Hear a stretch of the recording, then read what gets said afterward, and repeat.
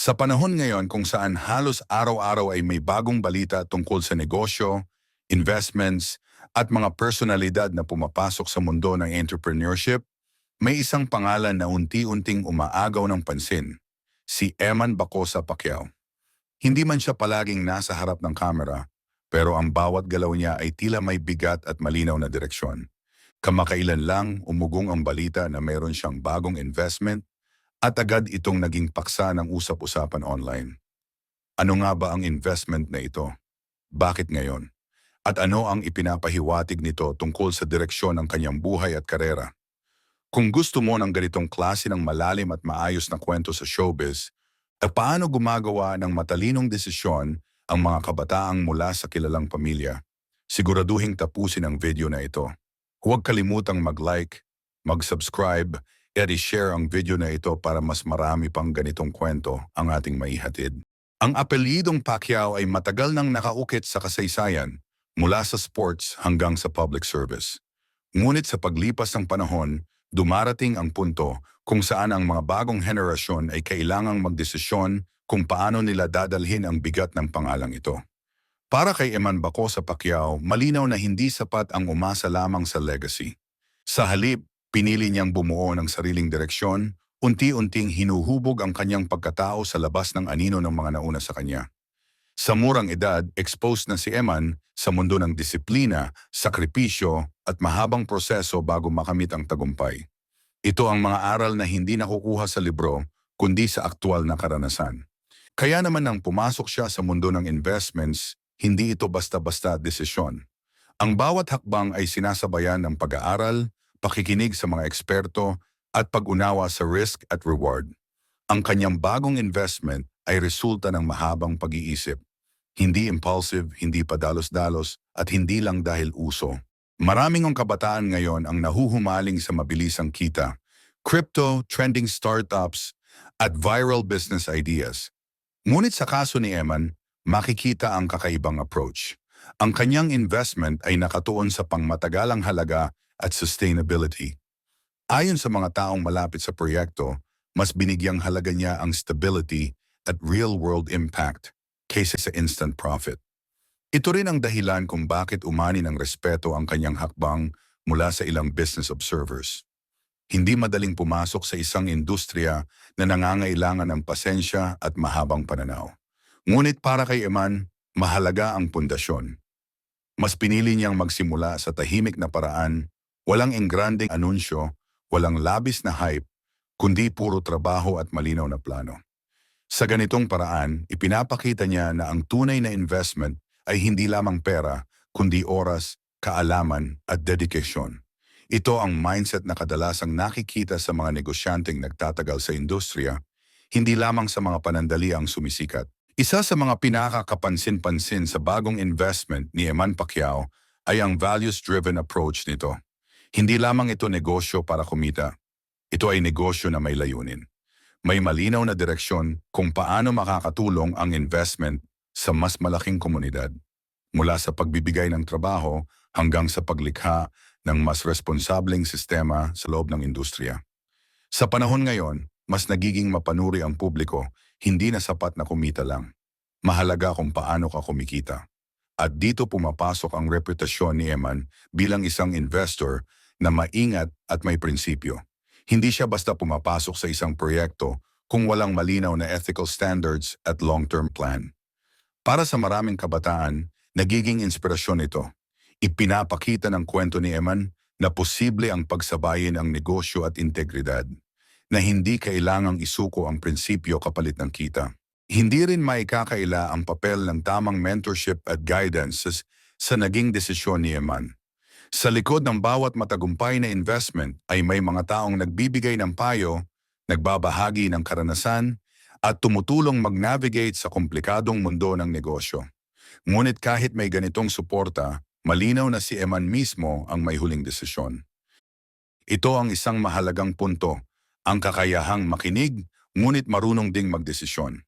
Sa negosyo, hindi lahat ng payo ay dapat sundin. Kailangan pa ring timbangin ang bawat impormasyon base sa sariling pananaw at layunin. Sa kanyang bagong investment, makikita ang balanseng ito, bukas sa suhestyon, ngunit matibay ang sariling prinsipyo. Habang lumalalim ang kanyang involvement sa negosyo, mas lalong lumilinaw ang direksyon ni Eman Pacquiao bilang isang modernong entrepreneur. Hindi siya nagmamadali, hindi rin naghahabol ng atensyon. Sa halip, inuuna niya ang proseso, isang bagay na madalas nakakaligtaan sa panahon ng social media at instant validation. Marami ang nagsasabing ang ganitong uri ng mindset ang magdadala sa kanya sa mas malalaking oportunidad sa hinaharap. Ang bagong investment ay maaaring simula pa lamang ng mas malawak na portfolio.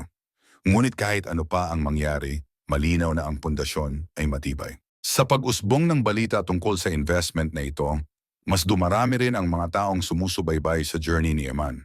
Hindi dahil sa kontrobersya, kundi dahil sa inspirasyon.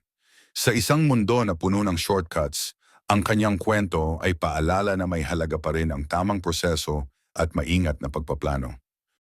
Ang investment na ito ay nagsisilbing simbolo ng kanyang paglipat mula sa pagiging anak ng kilalang pamilya, patungo sa pagiging sariling individual na may malinaw na identidad sa mundo ng negosyo. Sa kabuuan, ang bagong investment ni Eman Bacosa Pacquiao ay higit pa sa isang financial move. Isa itong personal na pahayag na handa siyang harapin ang hamon ng pagiging isang responsible investor at entrepreneur. Hindi man lahat ng detalye ay lantad sa publiko. Sapat na ang nakikita upang masabi na ang direksyong kanyang tinatahak ay maingat, matalino at pangmatagalan. Habang patuloy ang kanyang journey, isang bagay ang malinaw, ito ay simula pa lamang. At para sa mga kabataang nangangarap pumasok sa mundo ng negosyo, ang kwento ni Eman ay patunay na hindi kailangang magmadali. Ang mahalaga ay malinaw ang layunin at matibay ang pundasyon. Isa sa mga kapansin-pansing achievement ni Eman ay ang kanyang kakayahang maglatag ng pangmatagalang plano para sa kanyang personal at professional na pag-unlad. Hindi siya kilala sa pabigla-biglang desisyon. Sa halip, inuuna niya ang pag-aaral, tamang timing, at pag-unawa sa bawat hakbang na kanyang tinatahak. Ang mindset na ito ang nagbukas ng pinto sa kanyang pagpasok sa mundo ng negosyo at investments, isang larangang nangangailangan ng disiplina at matibay na pananaw. Bukod sa larangan ng negosyo, kinikilala rin si Eman sa kanyang maayos na pagdadala ng sarili sa publiko. Sa kabila ng atensyong kaakibat ng kanyang apelyido, nananatili siyang simple, maingat magsalita at iwas sa kontrobersya. Isa itong mahalagang achievement sa panahon ngayon kung saan ang imahe at reputasyon ay kasing halaga ng tagumpay mismo. Isa ring mahalagang aspeto ng kanyang mga achievement ay ang pagpapahalaga niya sa responsibilidad at integridad. Ang bawat proyektong kanyang pinapasok ay may malinaw na layunin at prinsipyo. Hindi lamang ito tungkol sa kita, kundi kung paano makalilikha ng positibong epekto sa mas malaking komunidad. Sa ganitong paraan, unti-unting nabubuo ang kanyang reputasyon bilang isang individual na may malinaw na direksyon at pangmatagalang pananaw. Sa kabuuan niyang mga achievement ni Eman Bacosa Pacquiao ay hindi nasusukat sa dami ng headline o ingay sa social media. Sa halip, ito ay makikita sa kanyang disiplina, tahimik na pag-usad, kakayahang bumuo ng sariling pangalan. Isang paalala na ang tunay na tagumpay ay hindi laging maingay. Minsan, ito ay dumarating sa pamamagitan ng tuloy-tuloy at tapat na pagsisikap. Sa kabuuan, ang bagong investment ni Eman Bacosa Pacquiao ay higit pa sa isang financial move. Isa itong personal na pahayag na handa siyang harapin ang hamon ng pagiging isang responsible investor at entrepreneur. Hindi man lahat ng detalye ay lantad sa publiko. Sapat na ang nakikita upang masabi na ang direksyong kanyang tinatahak ay maingat, matalino at pangmatagalan. Habang patuloy ang kanyang journey, isang bagay ang malinaw. Ito ay simula pa lamang. At para sa mga kabataang nangangarap pumasok sa mundo ng negosyo, ang kwento ni Eman ay patunay na hindi kailangang magmadali. Ang mahalaga ay malinaw ang layunin at matibay ang pundasyon. Sa huli, ang tanong ngayon ay hindi kung kikita ba ang investment ni Eman Pacquiao, kundi kung paano niya ito gagamitin upang lumikha ng mas malaking halaga sa hinaharap. Ano sa tingin ninyo? Tama ba ang direksyong kanyang pinili? May potential ba itong maging isa sa kanyang pinakamalaking tagumpay? I-comment ang inyong opinyon sa baba.